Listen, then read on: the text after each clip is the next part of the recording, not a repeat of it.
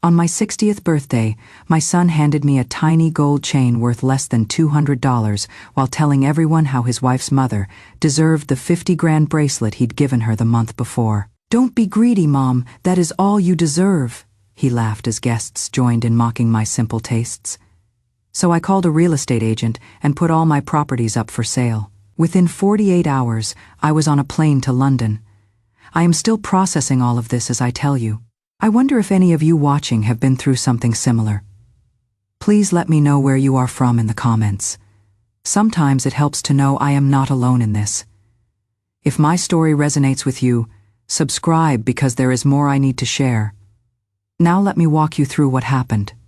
The party was at a fancy hotel downtown. Anthony had invited what felt like half the city. Relatives, friends, co-workers, even neighbors I barely knew. Everyone was dressed up. The champagne was flowing, and the whole place buzzed with celebration. "Mom, come here," Anthony called out during dinner, his voice carrying across the room. "Charlotte has something special for you." My daughter-in-law walked over with this beautiful velvet box, making sure every single person could see her grand gesture. She placed it in my hands with a big smile. "Happy 60th, Mom," she announced. "Anthony and I picked this out just for you." I opened it carefully. Inside was the thinnest gold chain I'd ever seen, barely thicker than a hair. The tiny price tag tucked underneath showed 3 grams. I knew enough about gold to realize this cost maybe $180. "It is lovely," I said, trying to keep my voice steady. That is when Anthony decided to entertain the crowd. "You know what is funny?" he said, grinning at our table full of relatives. "Last month, we bought Charlotte's mom this gorgeous jade bracelet, cost us $50,000, and she actually tried to give us the money back, said we were being too generous." Charlotte laughed and jumped in. "My mother is always thinking about us, worried we're spending too much. She is so refined, so considerate, not like some people who get all excited over a little piece of gold." The whole table erupted in laughter. Aunt Susan actually slapped her knee. Uncle Mike was wiping tears from his eyes. They were all looking at me like I was some kind of joke. I sat there holding that pathetic chain, realizing this was how my own son saw me. The woman who'd worked 3 jobs to put him through college, who'd sold her house to help him buy his first home, who'd spent her retirement money on his wedding. To him, I was just the poor, simple mother who should be grateful for whatever scraps he threw my way. Meanwhile, Charlotte's mother, who'd never lifted a finger to help them, who lived off her late husband's pension, she was, the one worthy of respect and expensive gifts.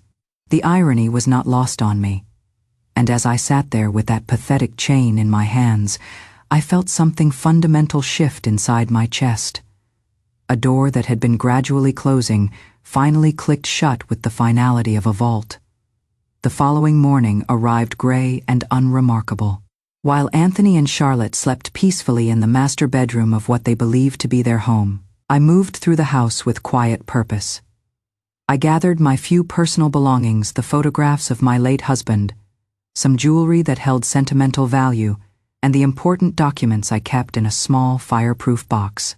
Without leaving so much as a note of explanation, I picked up my phone and dialed my younger brother William in London. The familiar sound of his voice, warm despite the ocean between us, brought the first genuine smile to my face in months. "William," I said softly, "I need you to help me list those London properties for sale. I've made a decision. I am coming home to England for good." The silence that followed lasted only a heartbeat before William's voice erupted with joy and relief. "Margaret, oh thank God you've finally come to your senses. I've been waiting years for this call." As I hung up the phone and called a taxi to take me to the airport, I felt lighter than I had in decades.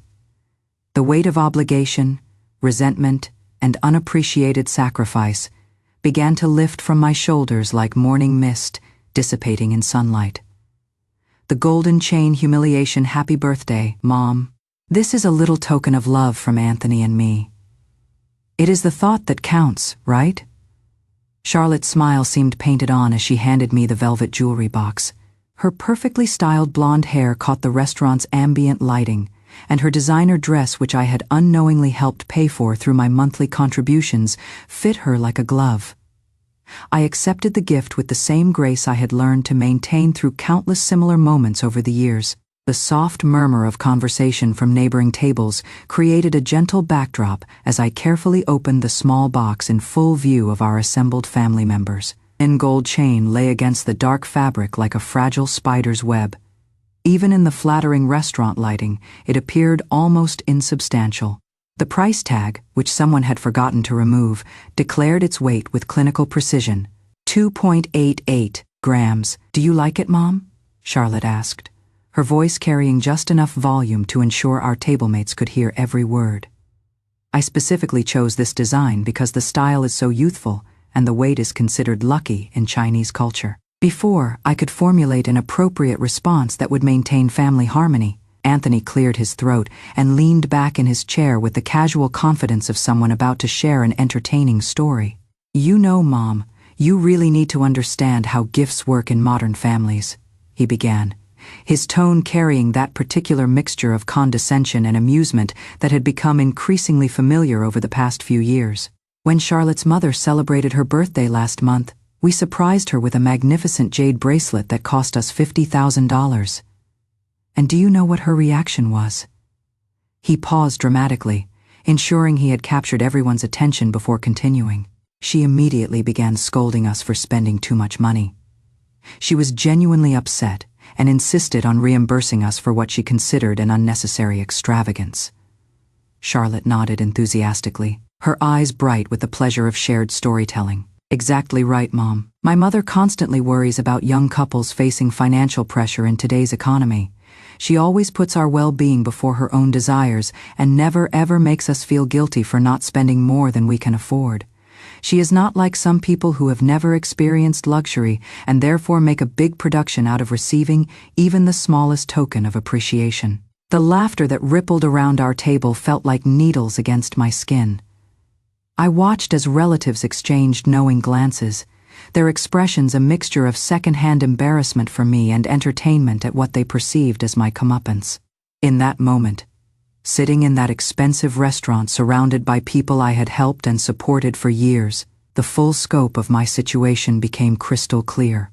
Every sacrifice I had made, every comfort I had foregone, every sleepless night I had spent worrying about their welfare, all of it had been catalogued in their minds as the desperate actions of a woman too unsophisticated to know better. I thought about the months I had spent learning to use smartphone applications just so I could help them schedule appointments with specialists.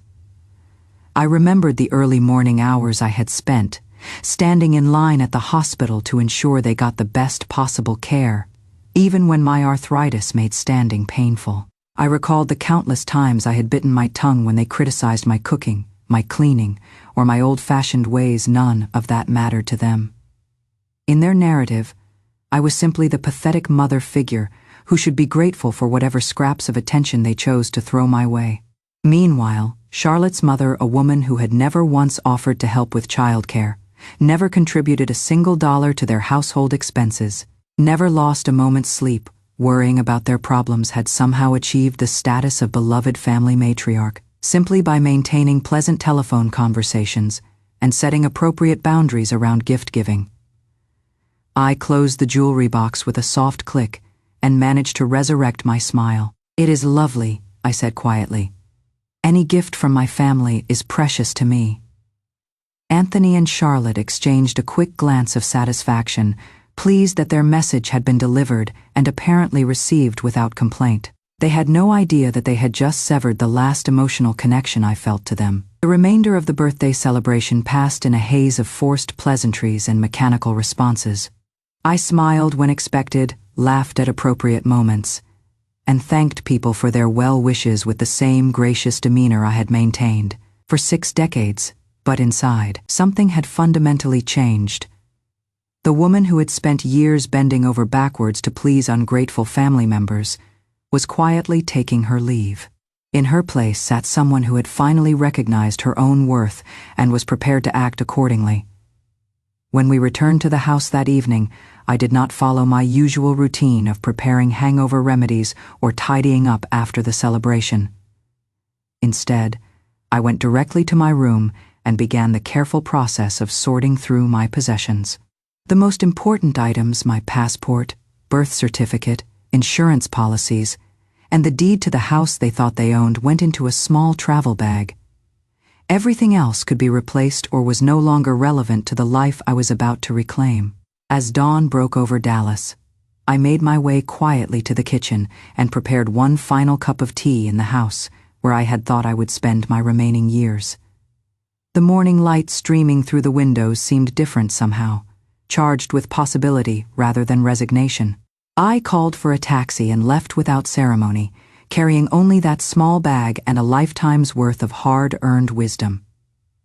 The chapter of my life devoted to unappreciated service was ending, but something much more promising was about to begin. The silent departure. Margaret, you should have done this years ago. Those two don't deserve a moment more of your kindness. William's voice crackled with a mixture of indignation and relief that stretched across the Atlantic connection. His outrage on my behalf felt like a balm after years of having my feelings dismissed or minimized. Don't worry about the property sales, he continued, his tone becoming more businesslike. I'll handle everything from this end. When is your flight? I want to be at Heathrow when you land. A warmth spread through my chest that I had not experienced in months. That is very kind of you, William, but I think I need some time to myself first. I am planning to spend a few weeks exploring California before I make the permanent move to London. After ending the call, I turned off my phone completely and settled into my seat aboard the flight to Napa Valley. For the first time in years, no one knew exactly where I was or what I was doing, and the freedom of that anonymity felt intoxicating. The wine country of Northern California had always represented a kind of sophisticated leisure that I had never allowed myself to enjoy. Now, with my future stretching ahead like an unwritten book, I decided to grant myself the luxury of unhurried exploration and genuine relaxation. It was only after I had checked into a charming boutique hotel overlooking rolling vineyards that I finally powered on my phone. The device immediately began buzzing with a cascade of missed calls and text messages that painted a clear picture of the chaos I had left behind. Anthony's messages began with confusion and quickly escalated to irritation. Mom, where did you go? You left without saying anything to anyone. Did you forget you are supposed to pick up Tommy from school today? His teacher called, asking where you are. We're both working late tonight. There are leftovers in the refrigerator for your dinner, and don't forget to help Tommy with his math homework. This disappearing, you need to let us know when you are going to be away. We have schedules to maintain. This is really inconsiderate. Tommy is asking for his grandmother, and I don't know what to tell him. Not a single message expressed genuine concern for my safety or well-being. Their primary worry seemed to be that their unpaid domestic help had temporarily vanished, disrupting the carefully orchestrated routine of their lives. The most revealing communication came through the family group chat, where Anthony had crafted a message designed to portray himself as the concerned and dutiful son. Hello, everyone. I am reaching out because my mother seems to have left the house this morning without informing anyone of her plans. We're unable to reach her by phone, and she is not responding to messages. If anyone has heard from her or knows where she might be, please contact me immediately. His performance was masterful in its manipulation. To anyone reading the message, Anthony appeared to be a loving son worried about his elderly mother's sudden disappearance. The subtext that I was probably having some kind of mental health crisis or senior moment was subtle but unmistakable. The responses from various family members followed a predictable pattern. Don't panic, Anthony. Your mother probably just needed some space. You know how emotional older women can get sometimes. Margaret has always been dramatic. She is probably making a statement about something and will come home when she is tired of the attention. Have you checked the local shopping centers? Maybe she got confused and lost track of time. You are such a good son for being so concerned. I am sure she'll turn up soon. Their assumptions about my mental state and motivations might have been insulting if they weren't so laughably wrong. These people who claimed to know me well had no understanding of my actual capabilities or resources. The conversation took an even more revealing turn when Anthony began sharing his interpretation of my departure. I think this might be related to her birthday celebration yesterday. We gave her a lovely gold necklace, but she seemed a bit disappointed. You know how some elderly people can be about gifts. They sometimes have unrealistic expectations. It is not like my mother-in-law, who always graciously accepts whatever we give her, and never makes us feel guilty for not spending more than we can afford. She understands that young couples today face significant financial pressures. Once again, Anthony was using Charlotte's mother as a weapon against me, even in what was supposedly a moment of concern for my welfare. The comparison was becoming their standard method of putting me in my place while elevating themselves as the generous benefactors of an ungrateful recipient. I read through the entire conversation with the detached interest of an anthropologist studying a particularly toxic social dynamic. Then, with calm deliberation, I typed a single response into the group chat. "I have returned to England. Please don't look for me." I sent the message, immediately left the group chat, and turned my phone to silent mode. Whatever explosion of confusion, anger, or recrimination my announcement would trigger, I would not be available to witness or manage it. The California sun was setting over the vineyards, painting the sky in shades of gold and crimson that seemed to promise better days ahead. I ordered a bottle of excellent local wine to enjoy on my private terrace and began planning the next phase of what was turning out to be a remarkably liberating adventure. The group chat explosion, my announcement that I had returned to England, detonated like a small bomb in the family group chat, and even though I had muted my phone, I couldn't resist checking the aftermath when I woke the next morning in my peaceful Napa Valley retreat. The messages had multiplied overnight, creating a digital cacophony of confusion, speculation, and barely concealed panic. The family members who had been so quick to dismiss my absence as a harmless bit of elderly dramatics were now scrambling to understand how I could possibly have traveled internationally without their knowledge. England? How did Margaret get to England? She doesn't have that kind of money for international travel, wrote my sister-in-law, her skepticism evident even through the impersonal medium of text messaging. Maybe she is confused and just went to some local English-themed restaurant or something, suggested my nephew Robert, apparently unable to conceive that I might possess both a passport and the financial means to use it. "This is getting out of hand," Anthony typed, his digital voice tight with frustration. "She can't just run away to another country because she is upset about a birthday gift." But it was Charlotte who provided the most revealing commentary, her messages dripping with the kind of calculated victimhood that had become her signature approach to family conflict. "I feel terrible about this.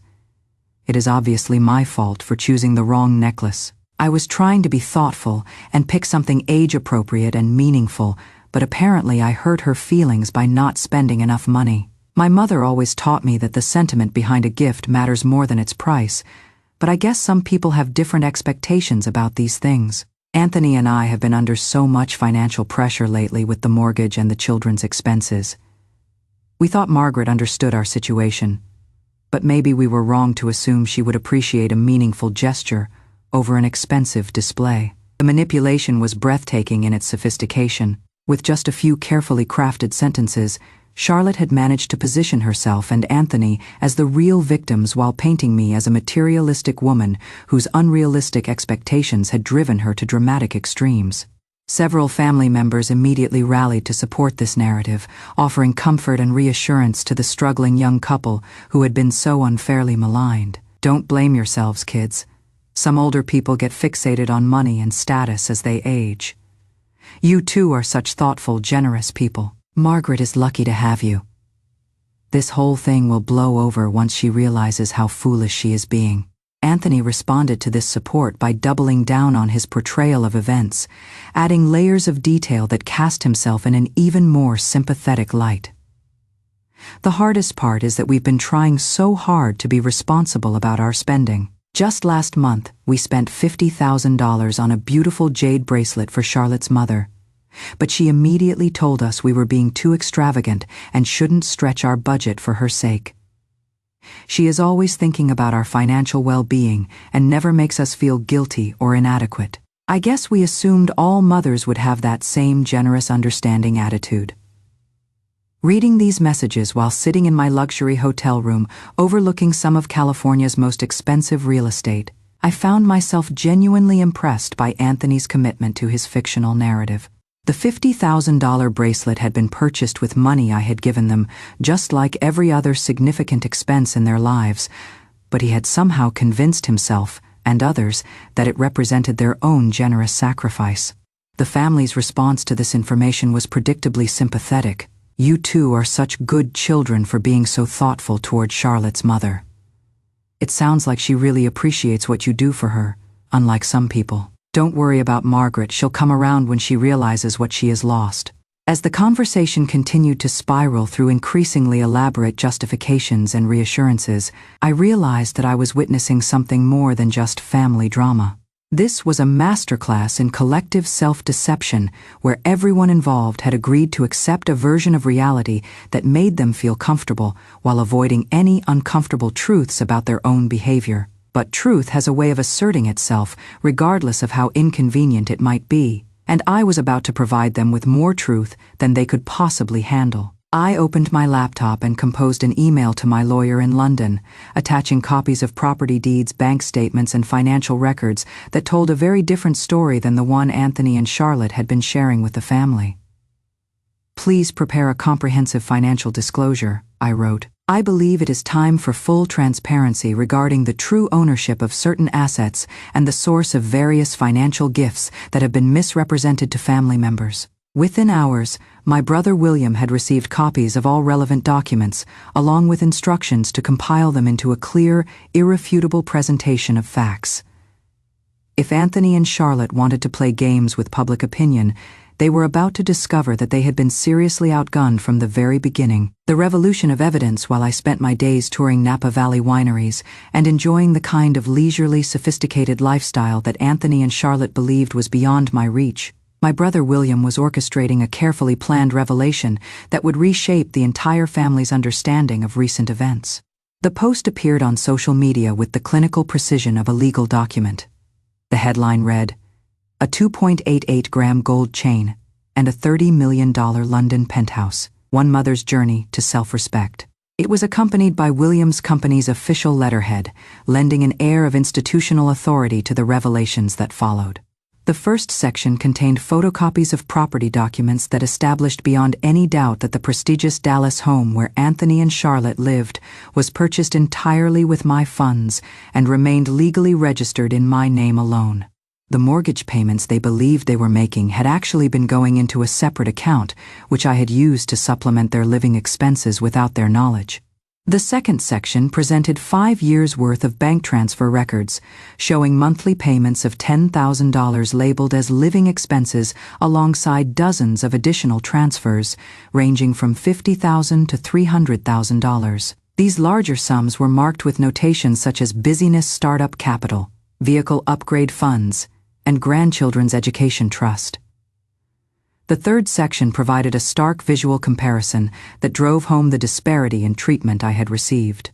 On one side was a screenshot of the online purchase receipt for the 2.88-gram gold chain, priced at $388.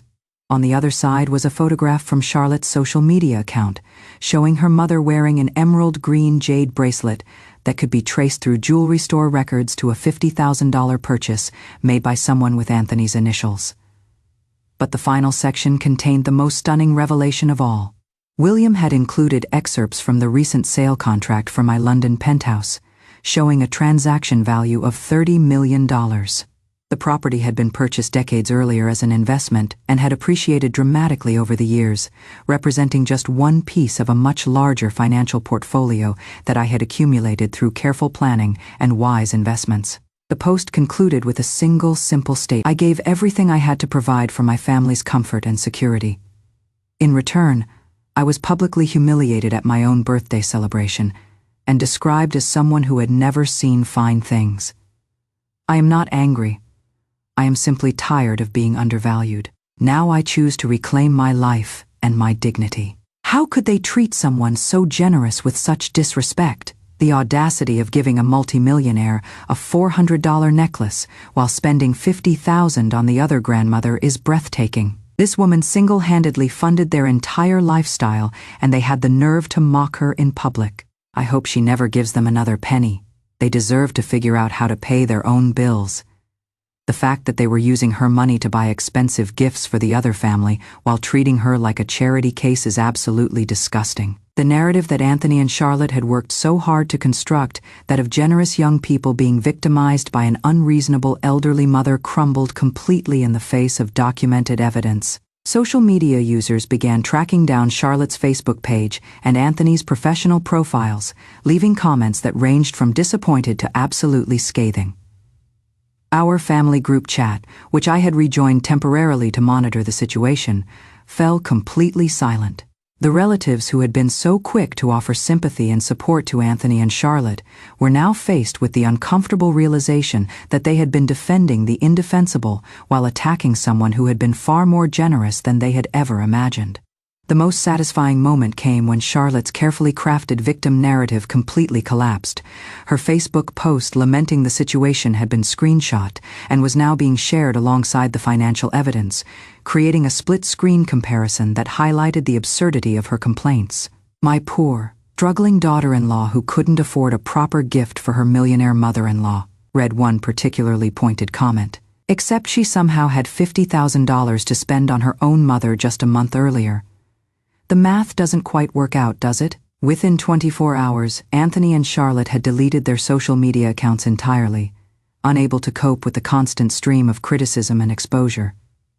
But the damage to their reputation was permanent and far-reaching, affecting not only their personal relationships but potentially their professional lives as well.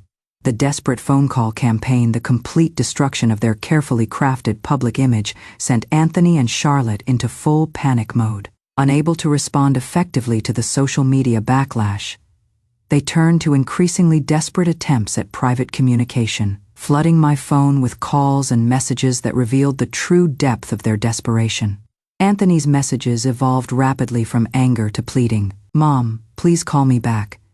We need to talk about this situation before it gets completely out of hand. I know we made mistakes, but posting our private family business online wasn't the right way to handle this.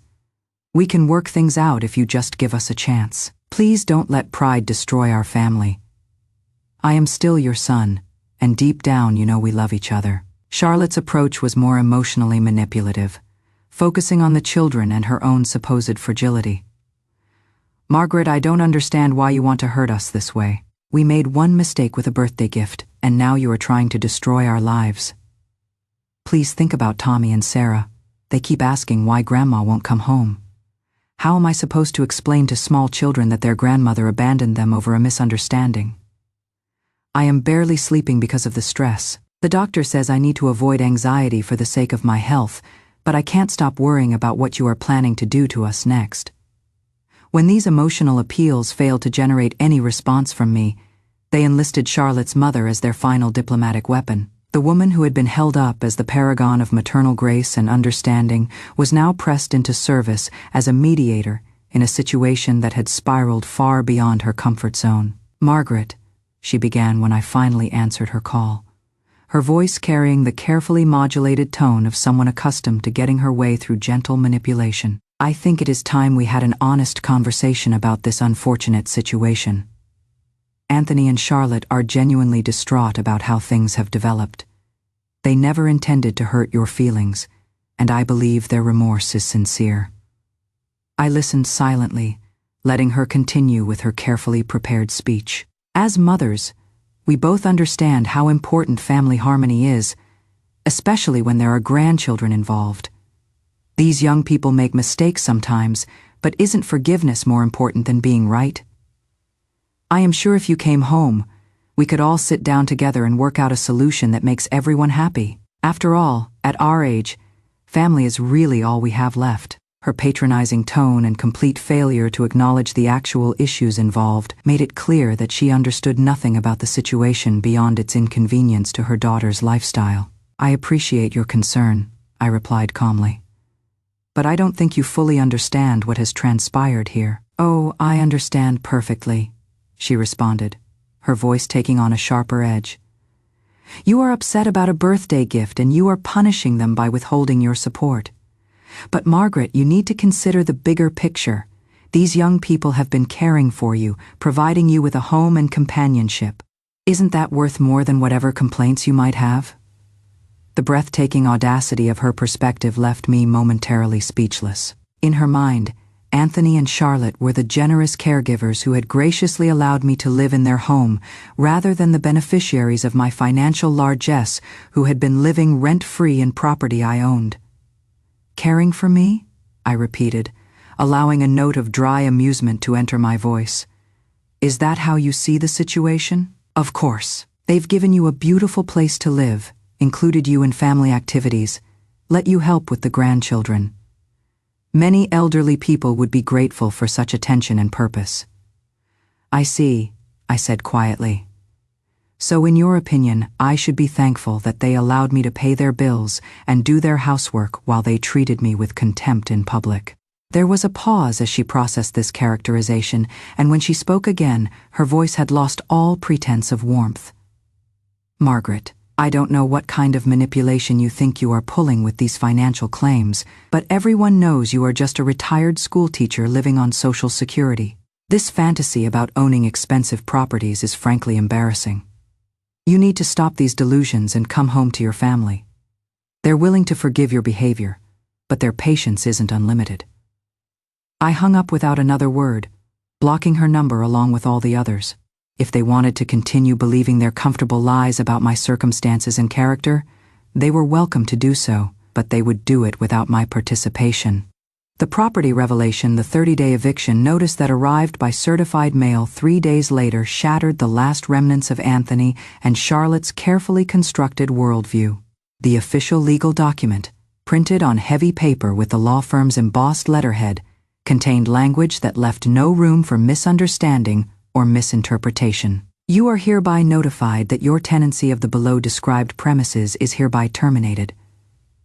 The notice began in formal legal language that carried the weight of absolute authority. "You are hereby required to quit and surrender said premises to the owner thereof." The address listed was their home, the prestigious property in Dallas's most desirable school district that they had believed they owned through mortgage payments and sweat equity.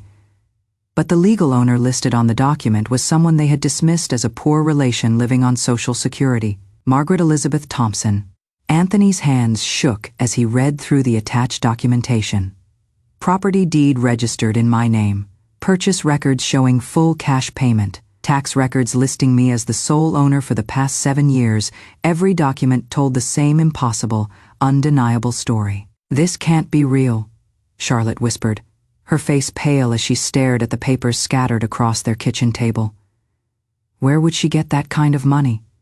We've been making the mortgage payments ourselves." But even as she spoke, pieces of the puzzle were falling into place with horrible clarity. The monthly $10,000 loan I had provided to help with their expenses. The mysterious way major household repairs always seemed to be covered by insurance or warranty work. The fact that they had never actually seen a mortgage statement or dealt directly with a bank representative. "She lied to us," Anthony said, his voice barely above a whisper. "She let us think we were buying this house when she owned it the whole time." "But why?" Charlotte demanded, her confusion rapidly transforming into anger. Why would she pretend to be poor when she could afford to buy a house like this with cash? The answer to that question was more complex than they could understand, involving decades of careful financial planning, successful investments, and the kind of long-term thinking that had apparently never occurred to them. But at its core, the answer was simple. I had wanted to help my family without making them feel dependent or creating resentment about their inability to afford the lifestyle they desired. Instead of gratitude for this consideration, however, they had responded to my perceived lesser status. The very generosity I had shown, while maintaining their dignity, had become the foundation for their contempt. "She played us," Anthony continued, his shock giving way to a fury that was easier to handle than the alternative emotions of shame and regret. "She sat there for years watching us struggle and stress about money when she could have helped us properly from the beginning. Instead, she doled out little bits of assistance while keeping us thinking we were barely getting by. What kind of sick game was that? Charlotte nodded vigorously, embracing this interpretation that cast them as victims rather than ungrateful beneficiaries. She wanted to feel important, like we needed her. She was manipulating us the whole time, making us dance for scraps when she had millions. Their anger felt righteous and justified, but it was built on a foundation of willful ignorance about their own behavior. They had forgotten the countless times I had bitten my tongue when they criticized my contributions to the household. They ignored the years of unpaid domestic labor I had provided while they built their careers. Most importantly, they refused to acknowledge that their current predicament was the direct result of their own choices and attitudes. The legal notice gave them 30 days to vacate the premises. After that, the sheriff's department would be authorized to remove them and their possessions by force if necessary. Their credit scores, already strained by their actual financial situation without my support, would make finding alternative housing both difficult and expensive. For the first time since my departure, Anthony and Charlotte were confronting the reality of their circumstances without the safety net they had taken for granted. And the view from that precipice was both terrifying and clarifying. Instead of acknowledging their mistakes and attempting to make genuine amends, she chose to double down on victimhood by crafting an elaborate social media campaign designed to reframe the narrative in their favor. Her Facebook post, published late on a Sunday evening when social media engagement was typically highest, was a masterpiece of manipulation that would have been impressive if it weren't so thoroughly dishonest. My $3,000 mother-in-law and her $30 million secret, I need to share something that has completely shattered my faith in family and honesty. For the past 7 years, I have been married to a wonderful man whose mother appeared to be a sweet, modest woman living on a teacher's pension of about $3,000 per month. We welcomed her into our home, cooked her meals, included her in every family celebration, and treated her like the beloved grandmother we thought she was. When she seemed to struggle financially, we never hesitated to help with whatever we could afford, even when it meant sacrificing things for our own children. What we discovered last week has left me questioning everything I thought I knew about honesty and family loyalty. This woman, who watched us stress about mortgage payments and car repairs, who accepted our financial help while portraying herself as grateful for our generosity, secretly owned multiple properties worth tens of millions of dollars. She wasn't living with us because she needed our help. She was living with us while conducting some kind of psychological experiment, watching us struggle while sitting on wealth that could have eliminated every source of financial stress in our lives. Now, because we gave her a birthday gift she deemed insufficiently expensive, she has decided to evict us from the home we thought we owned. Our children, who love their grandmother desperately, will be homeless because an elderly woman with more money than she could spend, in 10 lifetimes, decided to teach us a lesson about gratitude. I don't understand how someone can watch their family worry about money while hiding millions. I don't understand how someone can accept help and gratitude from people they're deceiving. Most of all, I don't understand how someone can punish innocent children for their parents' supposed ingratitude. The post was accompanied by carefully selected photographs, Charlotte and Anthony looking strained and exhausted, children playing innocently in what was soon to be their former home, and a copy of the eviction notice with personal information redacted, but the devastating legal language clearly visible. Within hours, the post had been shared hundreds of times, generating a storm of sympathetic responses from people who knew only Charlotte's version of events. This is absolutely heartbreaking. How could anyone be so cruel to their own family? Those poor children don't deserve to suffer because their grandmother has control issues. I can't believe someone would hide wealth while watching family members struggle. This woman sounds like a sociopath. Who does this kind of thing to people they're supposed to love? Charlotte responded to each supportive comment with additional details that painted an increasingly sympathetic picture of their situation, while portraying me as a calculating manipulator who had orchestrated years of deception for my own amusement.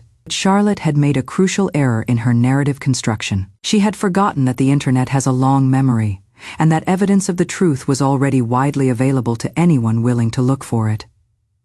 Within hours of her post going viral, internet users had tracked down the original revelations about my financial contributions to their lifestyle. Screenshots of Anthony's dismissive comments about my birthday gift were circulated alongside Charlotte's current claims about my supposed deception.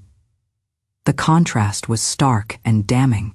Here was a woman who had participated in publicly humiliating someone for giving gifts that were too modest for someone who supposedly had never seen luxury, now claiming victimhood because that same person had turned out to be far more successful than anyone had realized. "Wait a minute," wrote one particularly astute commenter. "Didn't this same family post about how grateful they were for their struggling relatives' contributions just a few weeks ago?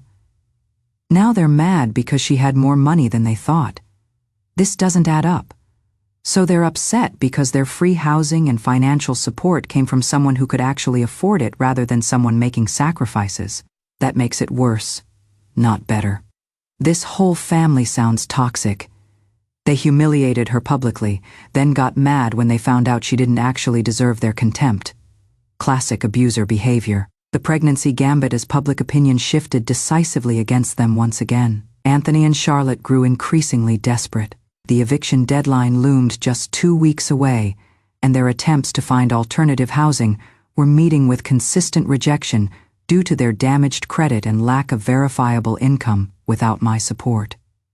It was during this period of maximum desperation that Charlotte announced her pregnancy. The revelation came through a Facebook post featuring a slightly blurry ultrasound image and an emotional caption that seemed designed to tug at heartstrings while simultaneously applying maximum pressure on me to reconsider my position. In the midst of all this family turmoil, Anthony and I have received the most wonderful news. We're expecting our second child.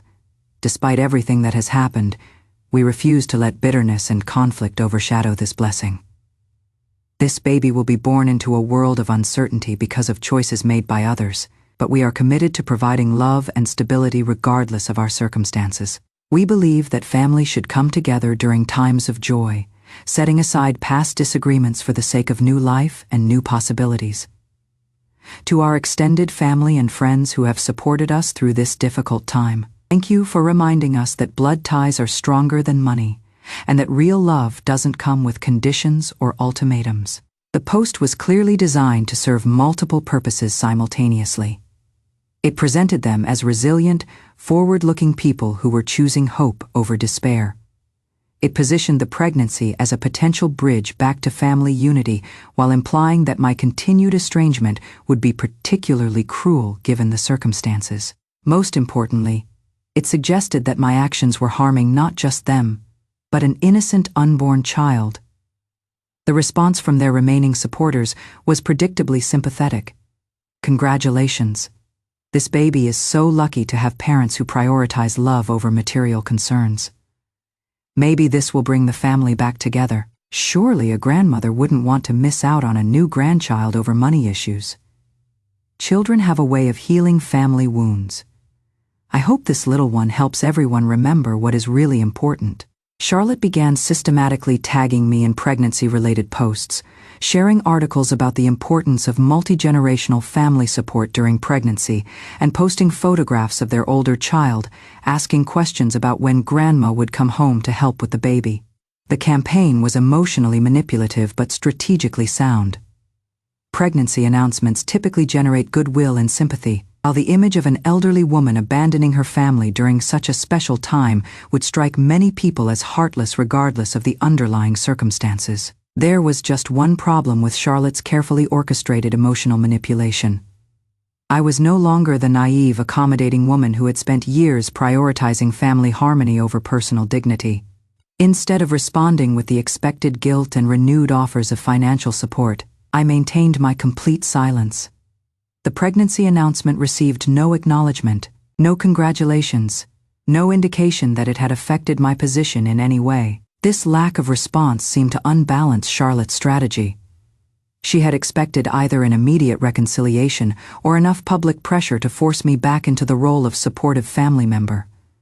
Instead, she found herself committed to a pregnancy that would now unfold without the financial and practical support she had taken for granted.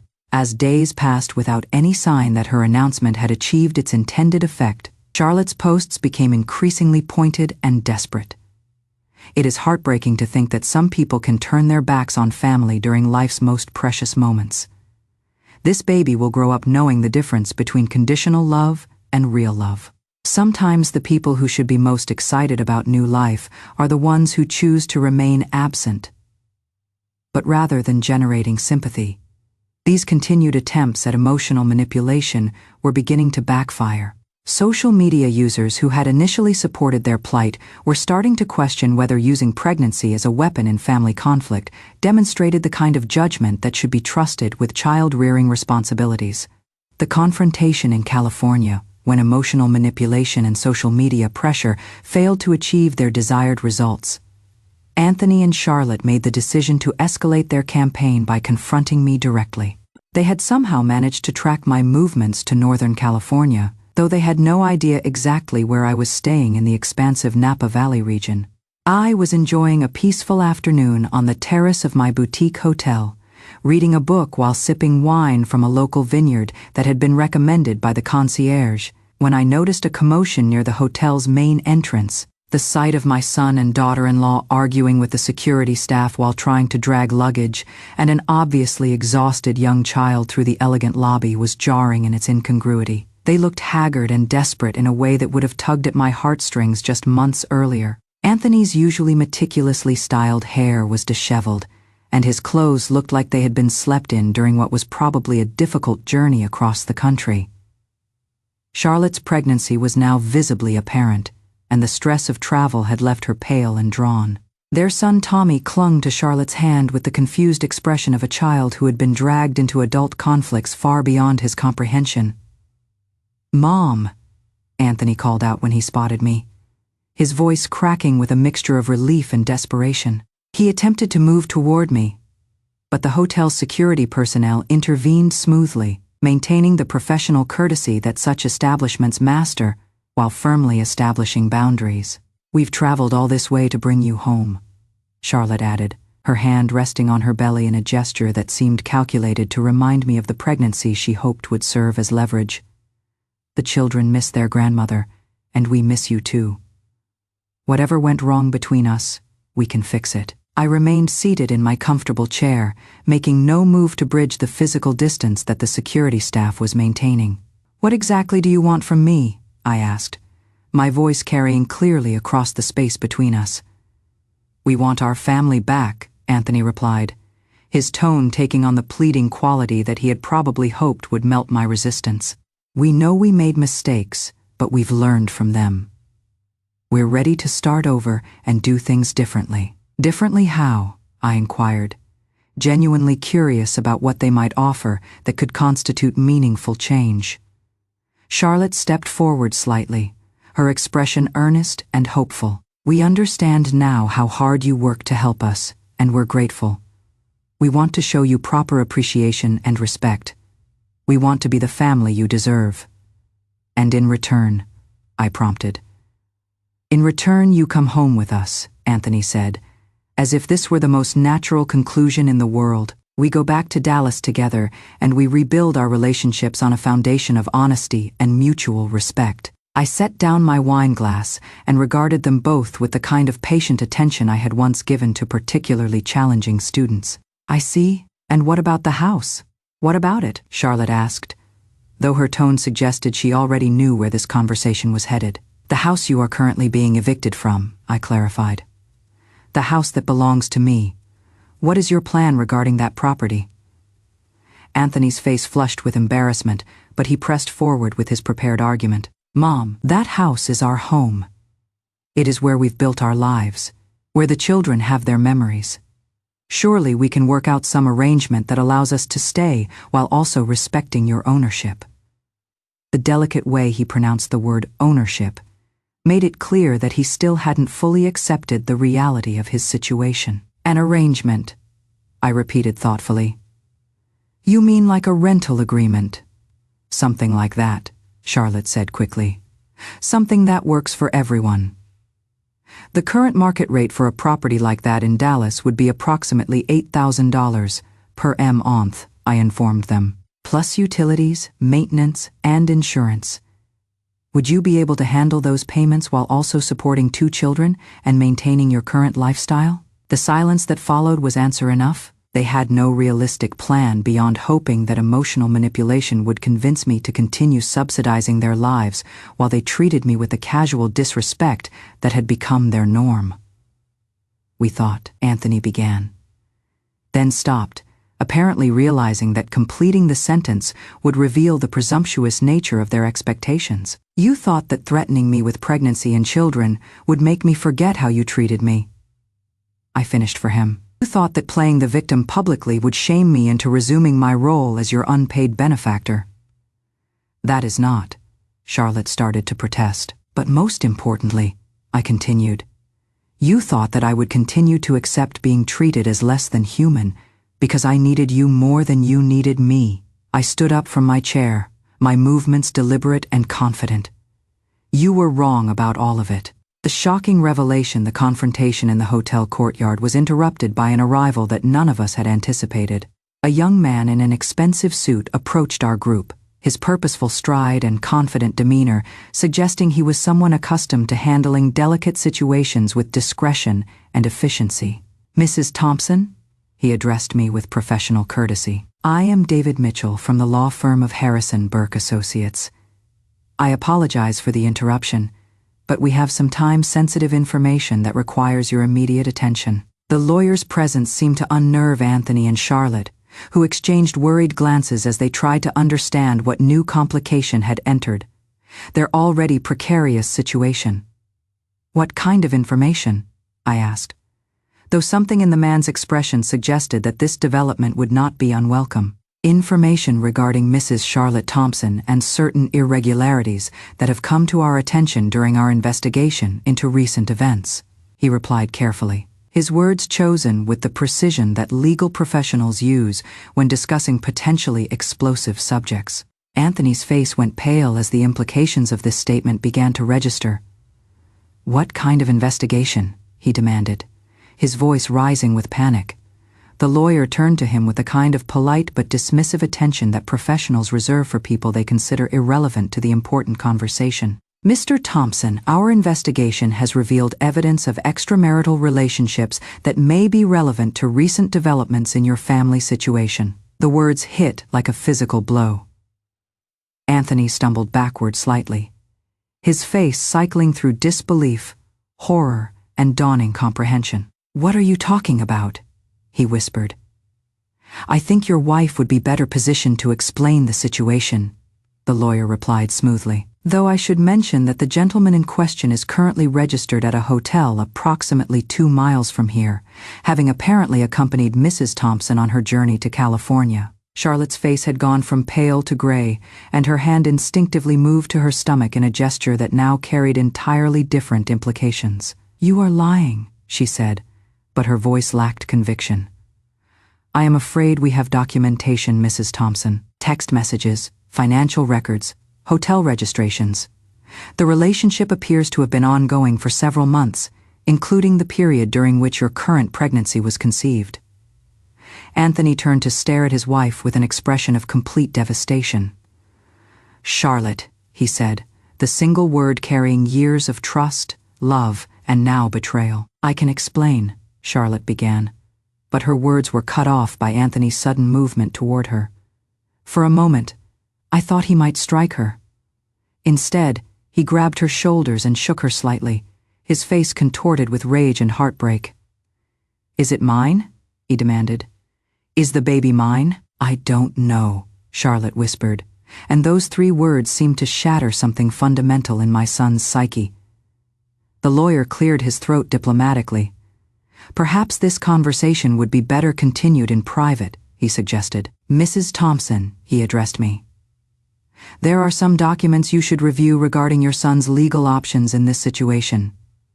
As Anthony and Charlotte were escorted away by hotel security to continue their confrontation in a less public setting, I found myself feeling strangely detached from the human drama that was unfolding. These people had caused me months of heartache and humiliation, but now that their own lives were collapsing in spectacular fashion, I felt no satisfaction or vindication. I felt nothing at all. The bloody aftermath, The events that followed that afternoon in California unfolded with the grim inevitability of a Greek tragedy. Anthony and Charlotte's confrontation, which had begun in the hotel courtyard under the watchful eyes of security personnel, continued in their modest motel room with escalating intensity and decreasing rationality. According to the police reports that I would read weeks later, the argument had raged for hours, with Anthony demanding details about Charlotte's affair while she alternately denied everything and pleaded for forgiveness. The neighbors in adjacent rooms reported hearing shouting, crying, and the sound of furniture being overturned as the situation spiraled completely out of control. The breaking point came when Anthony, the text messages between Charlotte and her lover, the hotel records showing their frequent meetings, the timeline that made the paternity of her pregnancy questionable at best. When faced with undeniable proof of her deception, Charlotte apparently attempted to leave the room. Anthony, according to witness statements, physically prevented her departure. A struggle that ensued was brief. Charlotte's pregnancy, already stressed by months of conflict and uncertainty, could not survive the trauma. She miscarried in the hotel room, while Anthony stood paralyzed with shock and horror at what his actions had caused. Charlotte herself survived, though she required emergency surgery and several days of hospitalization. Anthony was arrested at the scene and charged with assault causing bodily harm, a charge that could result in significant prison time given the pregnancy that was lost as a result of his actions. The news of these developments reached me through my lawyer, who called to inform me that my son's legal troubles might require my testimony regarding the events leading up to the confrontation. I declined to become involved, explaining that I had already severed all connections to that family and had no intention of reinserting myself into their chaos. "What about your grandchild?" the lawyer asked, referring to Tommy, who was now effectively orphaned with his mother in the hospital and his father facing criminal charges. "He is not my responsibility," I replied. The woman who had been held up as the superior mother figure, the one whose grace and understanding Anthony and Charlotte had constantly praised, would now have the opportunity to demonstrate her commitment to family by taking responsibility for a traumatized child whose parents were no longer capable of caring for him. I heard later that Charlotte's mother had been less than enthusiastic about this development, claiming that she was too old and set in her ways to take on the challenges of raising a young child. The same woman who had criticized me for supposedly expecting too much from my family was now faced with an actual obligation that couldn't be avoided through manipulation or emotional blackmail.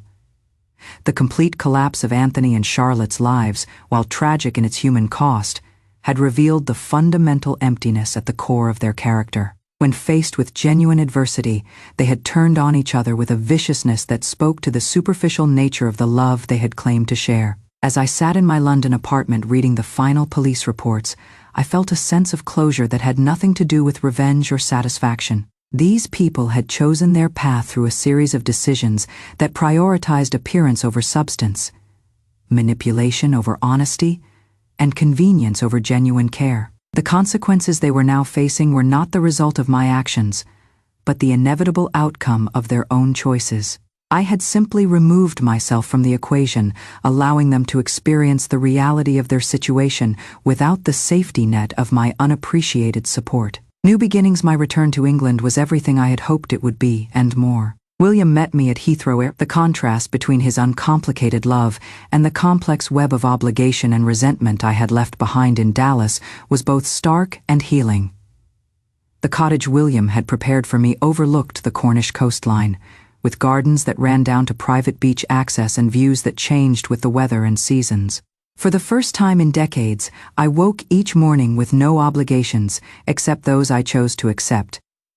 No one's needs to anticipate except my own. I sold most of my remaining London properties, keeping only a small flat near Hyde Park for those times when I wanted to enjoy the cultural offerings of the city. The proceeds from these sales, combined with my existing investment portfolio, provided me with resources that far exceeded what I could possibly spend in my remaining years.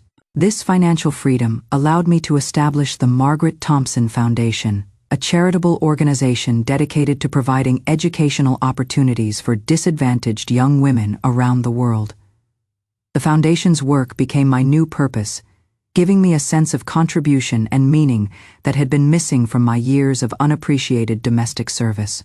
I began traveling extensively, not as a tourist, but as someone with the time and resources to truly experience different cultures and communities.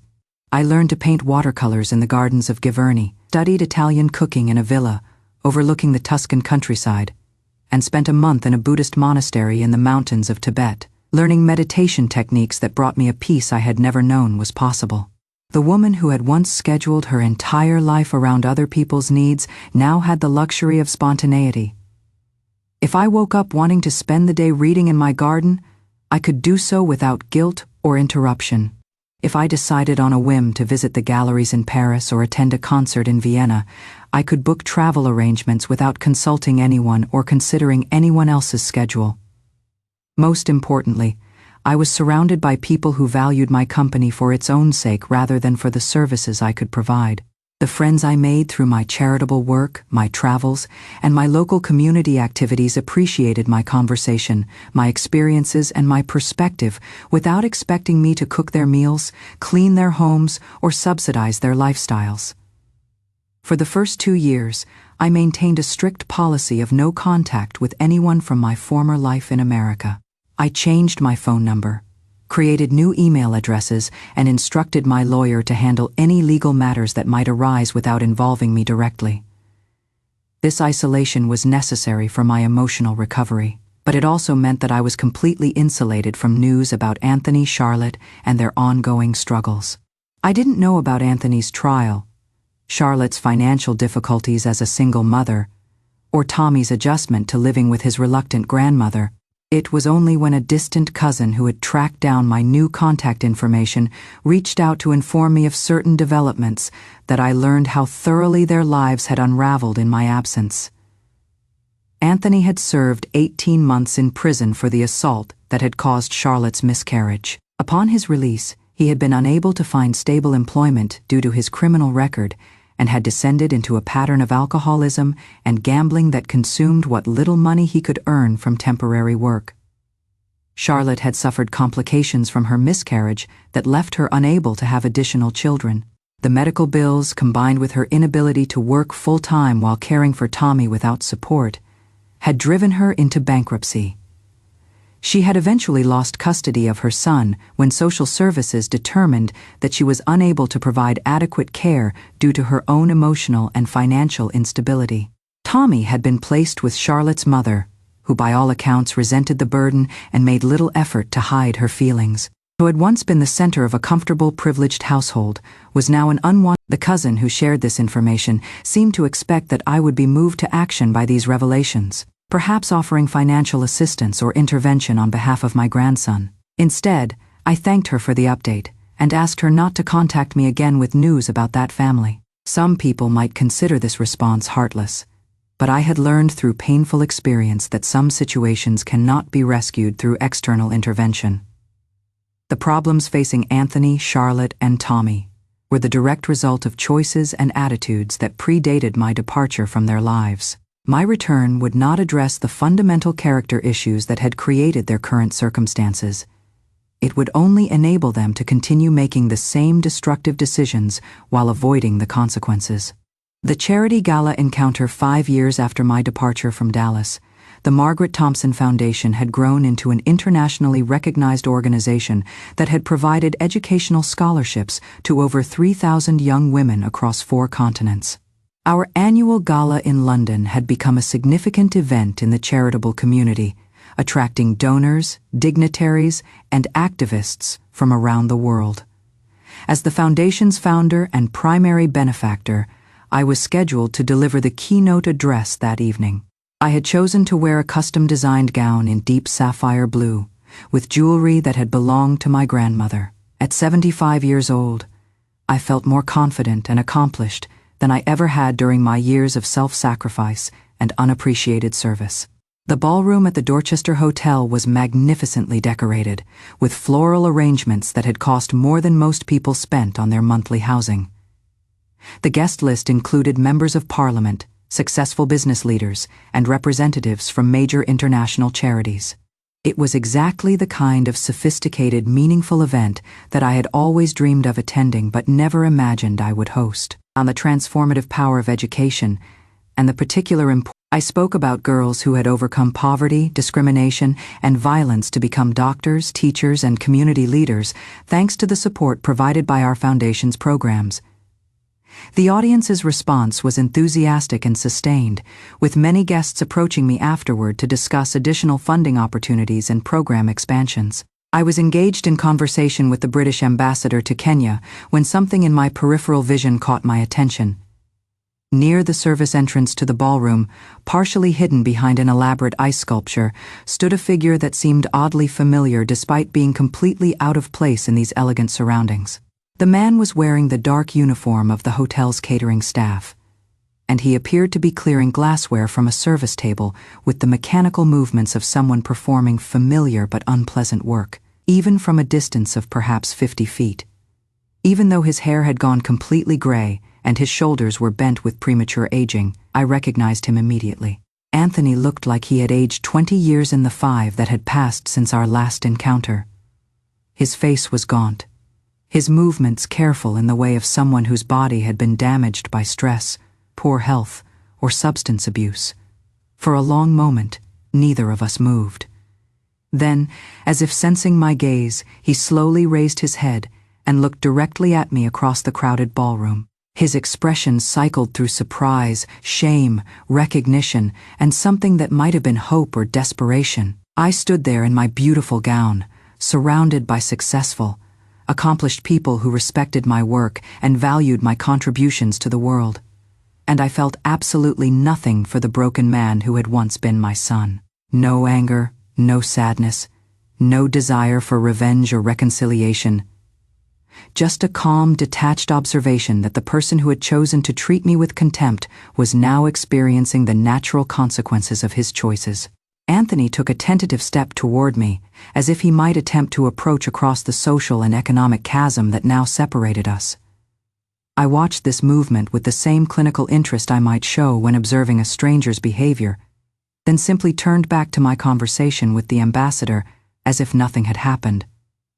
When I glanced in that direction again a few minutes later, Anthony was gone. Whether he had been removed by hotel security or had simply fled the scene of his own humiliation, I neither knew nor cared. The brief encounter had served only to confirm that my decision to cut all ties with that family had been absolutely correct.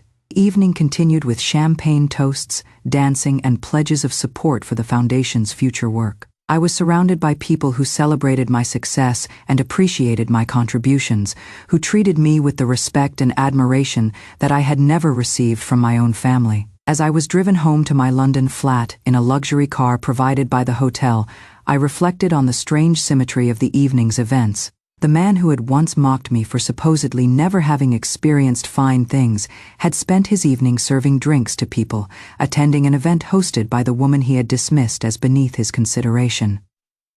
But rather than feeling vindicated or satisfied by this reversal of fortune, I simply felt grateful for the path that had led me away from that toxic environment and toward a life of genuine purpose and fulfillment. The Foundation's work would continue to expand, touching more lives and creating more opportunities for women who deserved better than the circumstances into which they had been born. Anthony's presence at the gala had been nothing more than a brief reminder of the life I had left behind, a life that now seemed as distant and irrelevant as a half-remembered dream. I had built something meaningful from the ashes of that disappointment, and no chance encounter with the past could diminish what I had accomplished. The woman who had once measured her worth by her family's approval now measured it by the scholarships awarded, the lives changed, and the communities strengthened through her foundation's work. It was a much more reliable and satisfying standard of value, one that would endure long after the people who had failed to appreciate her generosity had faded into well-deserved obscurity. As my car pulled up to my elegant London address, I realized that I no longer thought of myself as someone who had escaped from a difficult situation. Instead, I was someone who had chosen to create a better life not just for myself, but for thousands of young women around the world who would benefit from the opportunities that my freedom had made possible. The story that had begun with a thin gold chain and a public humiliation had evolved into something much larger and more meaningful than anyone could have anticipated. And unlike the family relationships that had proven to be conditional and self-serving, the impact of my foundation's work would continue growing long after I was gone, touching lives and creating possibilities that would ripple forward through generations. That, I realized as I prepared for bed in my comfortable London flat, was a much better legacy than any family harmony built on unappreciated sacrifice could ever have provided. That is our story for today. We hope you enjoyed this incredible tale. Share your thoughts in the comments below. We'd love to hear from you. Subscribe for more captivating stories like this, and don't forget to like and thank you for being here with us. See you next time.